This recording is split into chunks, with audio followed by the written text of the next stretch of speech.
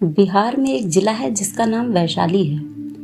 यहाँ की नगर वधु आम्रपाली और यहाँ के राजाओं के किस्से इतिहास में भरे पड़े हैं। कहते हैं कि एक गरीब दंपत्ति को एक अबोध मासूम लड़की आम के पेड़ के नीचे मिली थी। पता नहीं उसके माता पिता कौन थे और उसे वहां क्यों छोड़ गए थे। आम के पेड़ के नीचे मिलने की वजह से उसका नाम आम्रपाली रखा गया।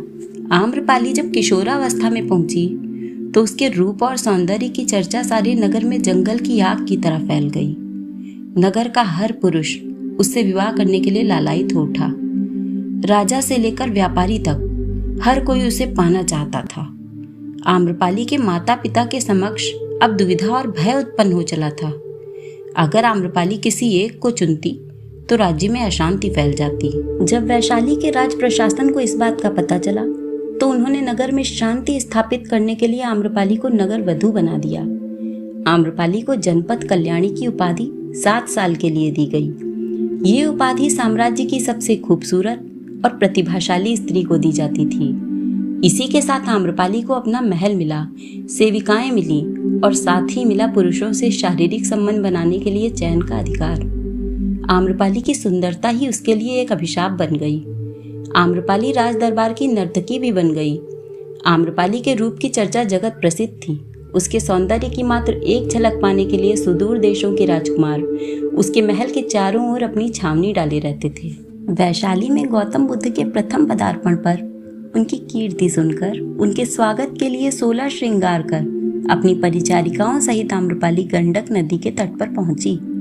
आम्रपाली को देखकर बुद्ध ने अपने शिष्यों से कहा, या तो तुम लोग अपनी आंखें बंद कर लो या नीचे कर लो, क्योंकि बुद्ध जानते थे कि आम्रपाली के सौंदर्य को देखकर उनके शिष्यों के लिए अपने मन पर नियंत्रण रखना कठिन हो जाएगा। ज्ञान प्राप्ति के 5 वर्ष पश्चात भगवान बुद्ध का वैशाली आगमन हुआ और उनका स्वागत राज नर्तकी आम्रपाली ने किया था।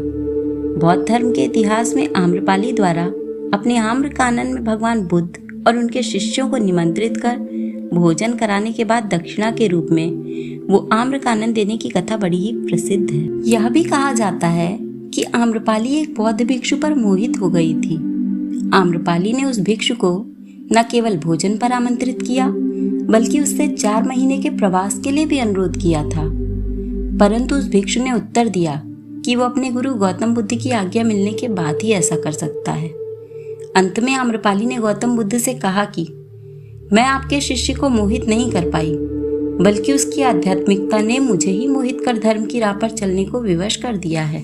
आम्रपाली ने गौतम बुद्ध के समक्ष भिक्षुणी बनने की इच्छा प्रकट की, जिसके लिए पहले तो बुद्ध ने इनकार कर दिया। हालांकि इस घटना के बाद ही बुद्ध ने स्त्रियों को संघ में प्रवेश करने की अनुमति दी थी। इसके बाद आम्रपाली एक सामान्य बौद्ध भिक्षुणी बन गई और वैशाली के हित के लिए उसने अनेक कार्य किए। तो ये थी महात्मा बुद्ध और आम्रपाली से उनके परिचय की कहानी। आम्रपाली एक ऐसी स्त्री जिसने नगर के हित के लिए अपने व्यक्तिगत जीवन का बलिदान दे दिया। आपको ये कहानी कैसी लगी? कमेंट करके हमें बताना ना भूलें। साथ ही अगर आप मेरे चैनल पर पहली बार आए हैं तो ऐसी और भी रोचक कहानियाँ सुनने के लिए इसे अभी सब्सक्राइब करें तथा वीडियो को लाइक, शेयर एवं कमेंट करें। धन्यवाद।